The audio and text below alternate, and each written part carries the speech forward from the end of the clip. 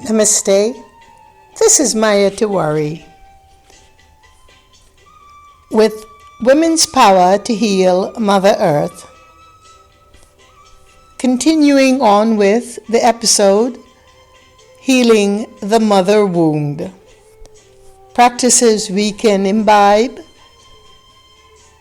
to arrive at a place of healing, forgiveness, and reconciliation with the mother within us. As said before, every woman carries the mother wound, regardless of our traditions.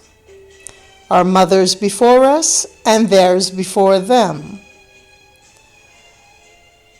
One of the best ways that we can embrace this healing is to accept that we do carry a mother wound.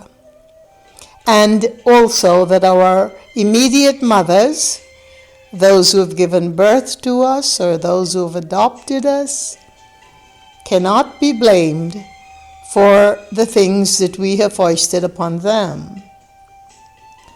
In fact, the very first recommendation that I would make would be to set up an altar for the mother in your home. In the northeast corner of a very calm and serene room or area that is of your home that is not being used for routine tasks. Put an image of your mother on it, an image of a goddess of your choice, a candle or ghee lamp, and the stones of rose quartz, jade, and onyx, or in fact any stone that appeals to you, natural stone. Very simple, do not clutter the altar. You may put a daily flower, live flower, on it, or leaves of basil or thyme, lavender. Any fresh herb would be welcome on your altar. Sage and lemongrass, sweetgrass, these are all beautiful offerings we can make to the altar. The altar is a living thing. It is something that needs to be fed and nourished and kept in serene, beautiful condition. So every day or so, or other day, keep that altar clean, pristine. Change the water if you have a vase of flowers in it. In fact, change the flower as well. And the most important thing to remember is that in setting up this altar, it is not to be neglected, but you're going to be pouring your energy into that space so that it can actually extract the energies you no longer need within you. A very important thing about prayer and altars is that the exchange is immutable, but we have to put the effort in it. And it has to be an effort with an open heart and not a closed mind. You will first off ask for the forgiveness of your entire maternal lineage, whether or not you know the lineage. If you were adopted, ask for the forgiveness of your adopted mother and her lineage, maternal lineage before her. Why are we asking for forgiveness? Because we have cluttered that space of love, healing, caring, creativity, procreation, and all of the gifts that the Shakti energy within us as women have to offer, with so many angst and misperceptions or perspectives that really were not anchored in the universal truth. They may have been difficult times. You were where you were probably mistreated or abused even by a mother, a maternal entity in your life.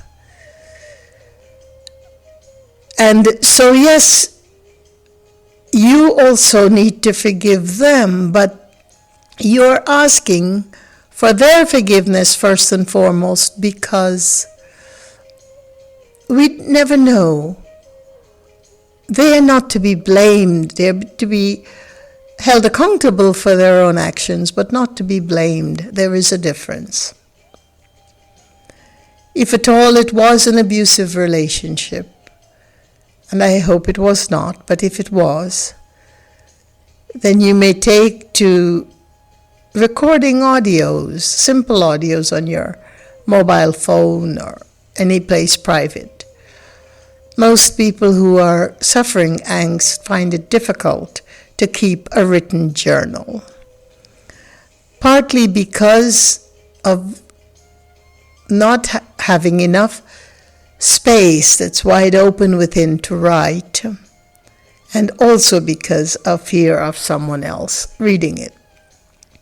But we must have a witness, and this comes to the second practice that we will do.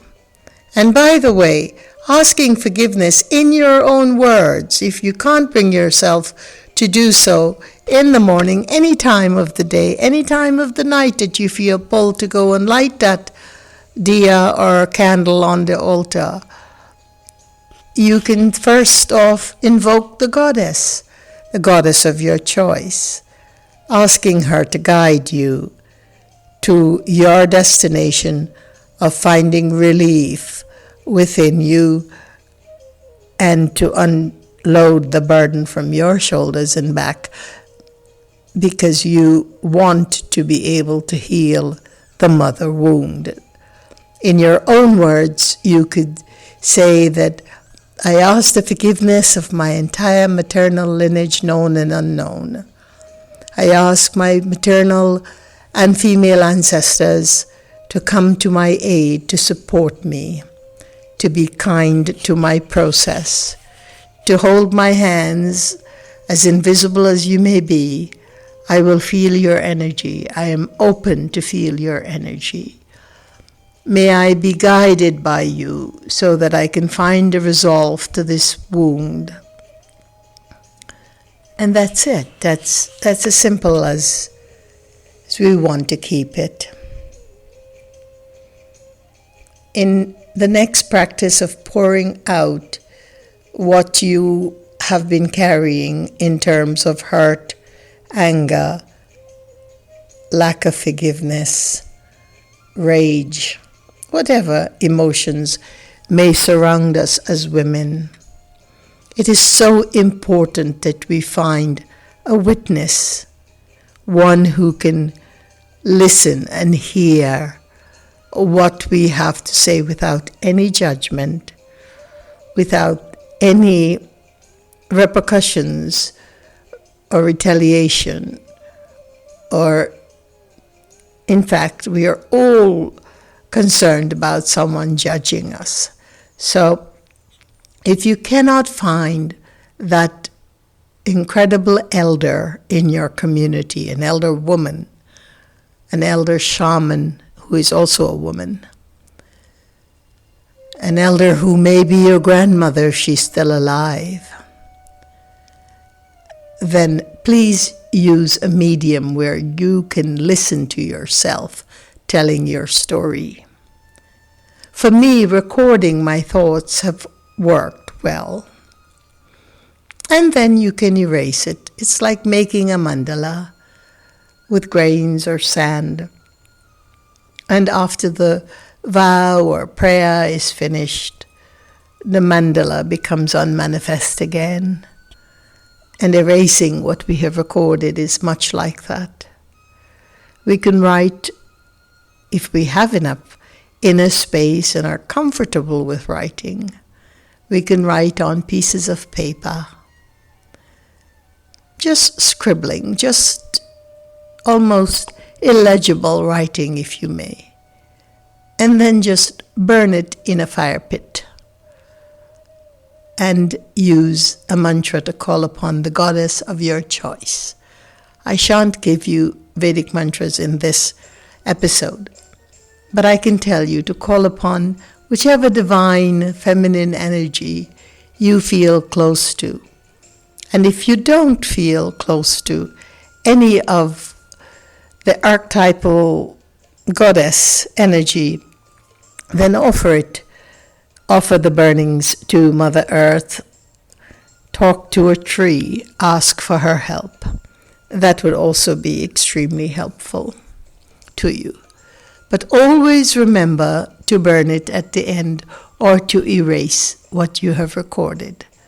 Because not only do we not want that to be heard by fettered ears, but we would also, and it's not just a privacy issue, we also want to be able to know that that act is finished, that action or dharma is finished, that we have said our piece and we are going to move on, and we are not going to emotionally, psychically, or otherwise hold on to what we have exposed. This is very, very important in our own clearing. In my own life, I have found it hard to find those that I can relate to in terms of elders or gurus, or even within the larger family of loving beings, because of the role that I have been serving as a guru, as a teacher, as a spiritual person. And also because there is so much at risk in telling those who are not prepared to hear what needs to be poured out. So rather than get into all of those complex issues of human interaction, you may be able to record or write. But if you are so fortunate to not be a public figure and to be able to find a beautiful elder, wise matriarch in your community, then that cannot be replaced. Because even in silent listening, and even if she does not give you an answer or an immediate response, what you had to say had been heard. And the reason that we have to find a trusted source, maternal source, to pour this into is because what you have within you is sacred. It is also what is creating pain. It is also what is created angst, not only in your body and mind, but in generations before you. Please understand that no rage or anger has been severed from the past. It is a long linkage of lineages that we carry. And so expression is so important. And the reason for emptying it, so that we can heal that mother wound. So that in our wombs and spaces within our feminine divine bodies, we can move forward without bequeathing this angst and these wounds to future generations, whether or not they are our own children. And also because without healing and reconciling the mother wound, we do not have much space within us to invite or have reside within us the Shakti powers that are by nature our birthright as women. In future episodes, I'll be talking about our Shakti powers, but it is not a mentalized thing. It is not something we can materialize by ignoring the wounds within us and doing our yoga and meditation and Ayurveda and herbs and becoming vegetarian. That alone is not enough. And we're doing far too many practices in any event without any dedicated purpose to them other than to join the crowd of well-wishers and well-doers. Whereas that is important a step for every human person, it is not the solution. The solution is truth, it's honesty, it's a camaraderie, a coordination, a coordinated effort with Mother Earth, with Mother Nature, with her elements, with her maternal and paternal ancestors. But in this case, we are talking about the female, so we will just do the boundary of keeping it within the maternal lineage for now. So then there are two practices in review. One is setting up the altar so that you can ask for forgiveness of your maternal lineage and of Mother Nature, and also asking the goddess, Devi, image, archetype of your choice, in your tradition, whatever that may be, or any of the earth tradition which you may subscribe to guide you, to protect you. You're also asking an elder female ancestor, if you have a picture of her, add it to that altar. That is a beautiful and awesome thing to do. If not, any elder of any tradition that appeal to you may also step foot on that altar. And you ask your known and unknown female ancestors to guide you, to steer you in the right direction, to have their invincible, invisible energy guide you, to show you signs along the way. The beautiful, brilliant light just came through a magnificent piece of glass from my front door, just confirming what I'm telling you. There's always guidance. There's always something, some sign that nature gives us to show us the way. You will become more poised to receive those symbologies. And then the next is to be heard, or better still, to be witnessed in your rawness, to be witnessed without your pulling on any more veils, but in fact to be witnessed while you strip the facades, the masks, the veils from your heart, telling your truth, telling the way you feel, telling your angst, your hurt, your known, your unknown, to that elder ear, that female divine elder ear. So very important. These are such simple thing to do for the divine love. Tuesdays, Fridays, Mondays, Wednesdays, whenever. But in the Vedic tradition, on Fridays, we always appease and invite our maternal ancestors, also the goddesses.